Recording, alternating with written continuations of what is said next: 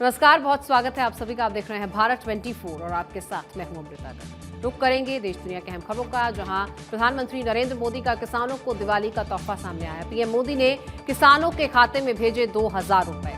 आज किसान सम्मेलन के उद्घाटन में जारी की 12वीं किश्त 16,000 करोड़ रुपए किसानों के खातों में भेजे। इससे पहले मई में हिमाचल में जारी की गई 11वीं किश्त और मोदी ने अब तक किसानों को भेजे हैं 2 लाख करोड़ रुपए। एक देश एक उर्वरक योजना की भी launching. Bharat urea bag brand नाम से किसानों को मिलेगी अब खाद। 600 पीएम किसान समृद्धि केंद्रों का भी उद्घाटन किया।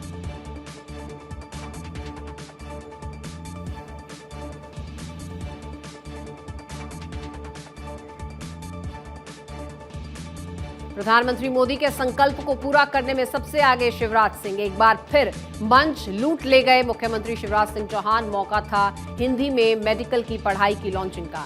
अब मध्य प्रदेश बना है मातृभाषा में टेक्निकल एजुकेशन देने वाला पहला राज्य। अमित शाह ने भी मंच से की शिवराज की जमकर तारीफ।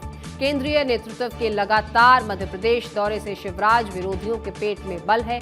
शिवराज सिंह को मिल रहा है मोदी और शाह का पूरा सहयोग। सचमुच मध्य प्रदेश में सीएम शिवराज का नहीं है कोई तोड़। शिवराज के भाषण के दौरान युवाओं में दिखा जोश। युवाओं का ये जोश देखकर मंद मंद मुस्कुरा रहे थे अमित शाह, और अमित शाह के सामने बढ़ गए शिवराज सिंह चौहान के नंबर। हिंदी में मेडिकल पढ़ाई ना मामा से काना मामा अच्छा।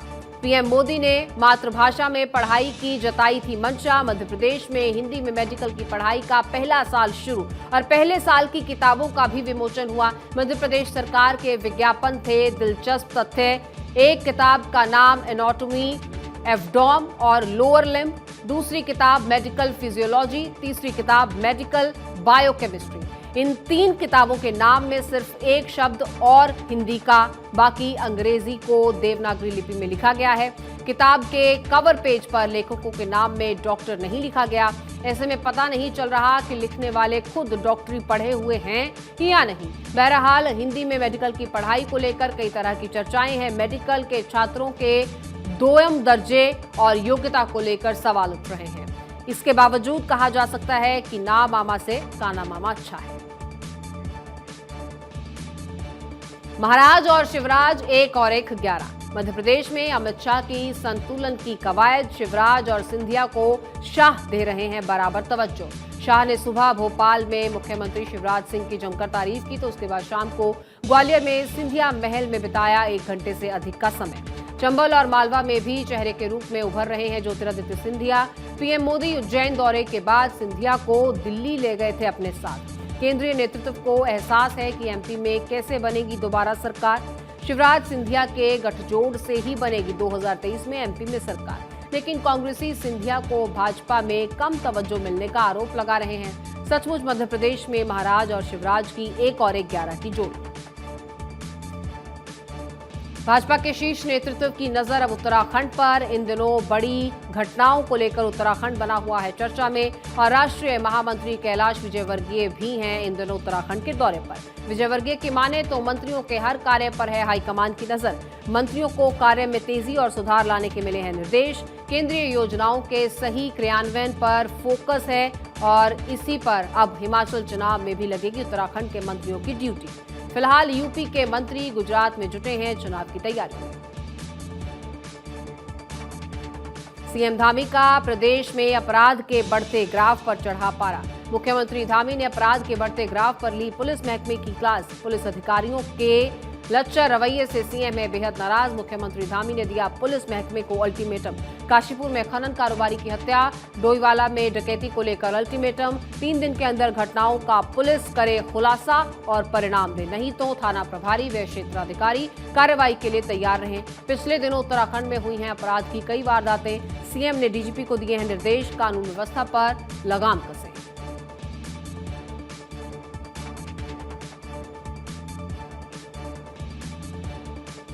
शहीद आजम भगत सिंह से सिसोदिया की तुलना पर बवाल। केजरीवाल ने कहा था मनीष सिसोदिया और सत्येंद्र जैन आज के भगत सिंह। दोनों की तुलना भगत सिंह से करने पर भाजपा ने मचाया बवाल। पंजाब बीजेपी नेता राजकुमार वेरका ने केजरीवाल पर साधा निशाना। कहा भ्रष्टाचार के आरोपी की भगत सिंह से तुलना करना सरासर गलत है।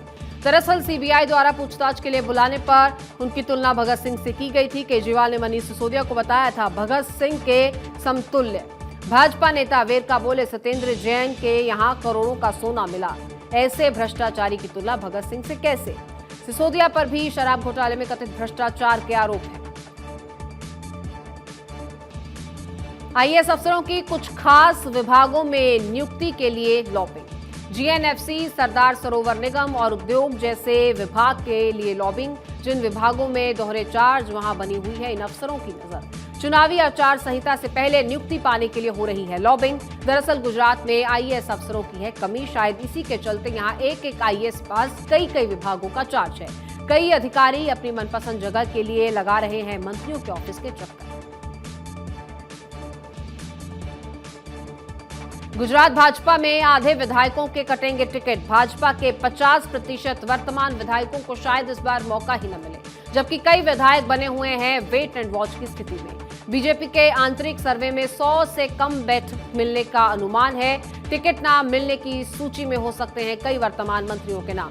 आंतरिक सर्वे में बैठक जीतने की संख्या इसी डर से दिख रही है कम।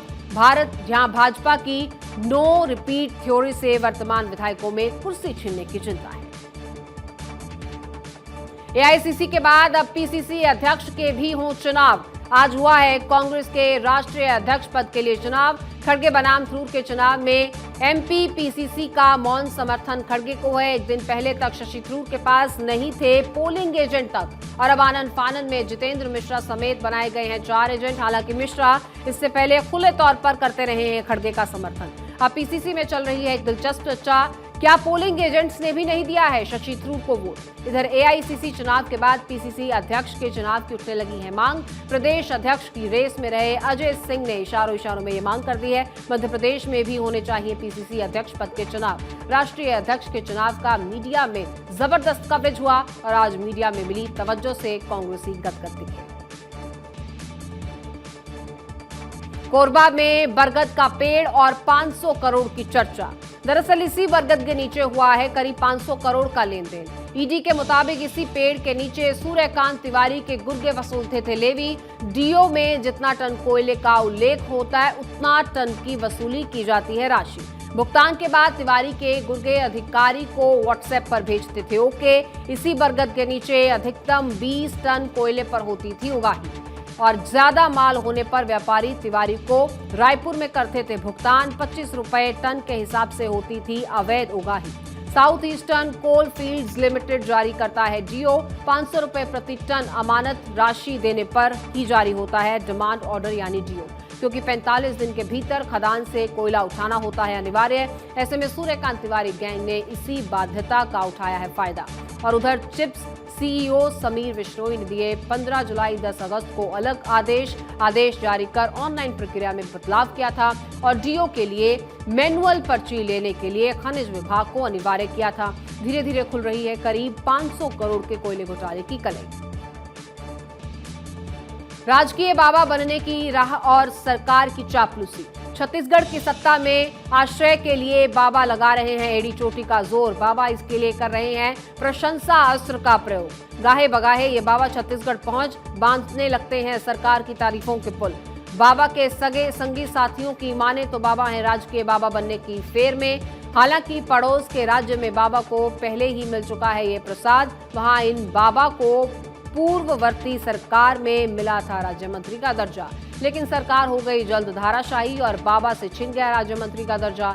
बाबा कुख्यात हैं मौका परस्ती और अपने बयानों से पलटने के लिए। अब ये बाबा छत्तीसगढ़ में तलाश रहे हैं अपना उज्जवल भविष्य। बैठक में मुख्यमंत्री शिवराज का सख्त अंदाज। नशे के अवैध कारोबार पर प्रहार के लिए शिवराज ने बुलाई सुबह बैठक। वीडियो कॉन्फ्रेंसिंग के जरिए सीएम से जुड़े प्रदेश भर के तमाम एसपी और कलेक्टर, लेकिन मुख्य सचिव इकबाल सिंह नहीं आए बैठक में नजर। और इस पर मामा ने तलख लहजे में पूछ लिया सीएस के बारे में। और मुख्यमंत्री शिवराज ने कहा कहां गए हैं सीएस, फोन लगाइए। सीएम का आदेश सुन तमाम अधिकारी लगाने लगे सीएस को फोन, लेकिन तमाम कोशिशों के बाद भी नहीं लगा बैंस को फोन। अब गुस्से में बोले सीएम, उन्हें बैठक का टाइम पता नहीं है क्या? और अब सीएम का गुस्सा देख सबको लगा कि साहब पर गाज गिरना तय है। तभी थोड़ी देर में चीफ सेक्रेटरी आ गए सामने और सीएस को सामने देख सीएम तलख अंदाज का नरम पड़ गया। और बैठक के बाद अफसरों में हो रही है इसको लेकर कानाफूसी। क्या सीएस के जरिए सीएम का अन्य अफसरों को मैसेज देने का प्लान था?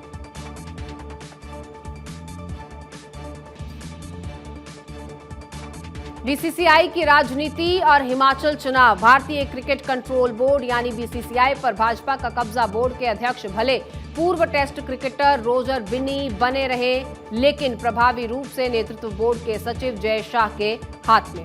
सहयोग के लिए मुंबई भाजपा के नेता आशीष शेलार कोषाध्यक्ष बन रहे। अरुण धूमल अब कोषाध्यक्ष की बजाय आईपीएल के चेयरमैन होंगे। हेमंत बिस्व शर्मा के करीबी देवव्रत सैकिया संयुक्त सचिव होंगे। अपवाद के रूप में बोर्ड के उपाध्यक्ष कांग्रेस नेता राजीव शुक्ला से जुड़े संदेह आलाकमान के पास पहुंचे।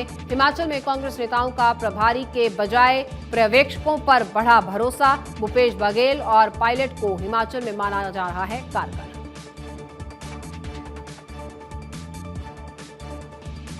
योगी का गोरखपुर को प्री दिवाली गिफ्ट। बतौर प्री दिवाली गिफ्ट 300 करोड़ की सौगातें। नगर निगम जीडीए प्रोजेक्ट्स का करेंगे लोकार्पण और शिलान्यास। यहां 215 करोड़ की लगभग 226 विकास परियोजनाओं का लोकार्पण शिलान्यास होगा और 62 करोड़ से ज्यादा के 54 विकास कार्यों का भी शिलान्यास किया जाएगा। पंचायत भवन और बाईपास का भी करेंगे लोकार्पण।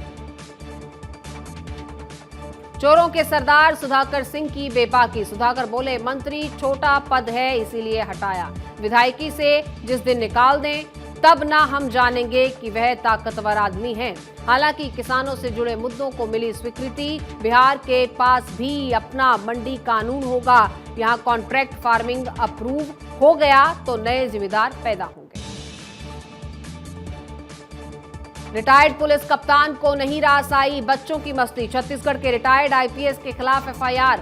भोपाल में बच्चों को पीटा, शोर मचाने से नाराज थे। बच्चों की मस्ती नहीं आई अंसारी को रास। घर से बाहर निकलकर बच्चों को डांट कर भगाने लगे। बच्चे नहीं माने तो 3 नाबालिगों को पीटा। 1984 बैच के आईपीएस अफसर हैं MW अंसारी। डीजीपी की दौड़ में भी पिछड़ गए थे अंसारी।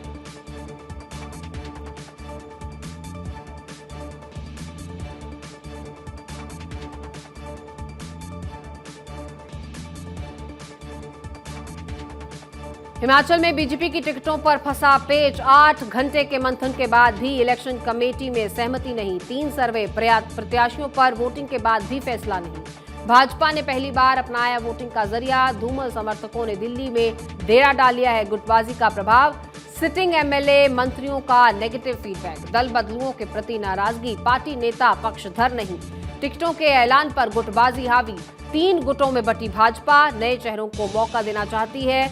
सिटिंग विधायकों के टिकट काटने की संभावना है।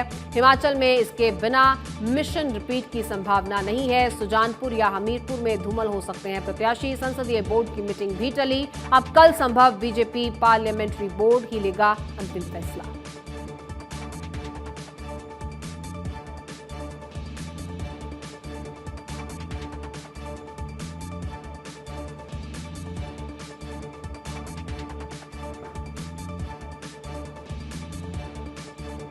नीतीश की राजनीति से भाजपा की सीख। 32 साल तक बिहार में लालू राबड़ी और नीतीश राज। हालांकि राजनीति प्रयोग ज्यादा और योजनाएं कम। इस बार नीतीश की हर घर नल से जल को केंद्र ने अपनाया है।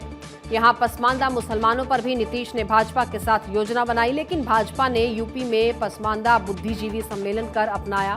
3 महीने पहले हैदराबाद में लिखी गई पसमानदा पॉलिटिक्स की स्क्रिप्ट मुफ्त अनाज, घर और किसान सम्मान निधि से सॉफ्ट पॉलिटिक्स। और नीतीश ने भी अपने पहले कार्यकाल में अपनाया था फॉर्मूला। लालू के 30% माई समीकरण था नीतीश के सामने चैलेंज। ऐसे में नीतीश ने भाजपा गठबंधन में भी पसमानदा राजनीति की और पसमानदा स्वतंत्र पत्रकार अली अनवर को राज्यसभा में भेजा।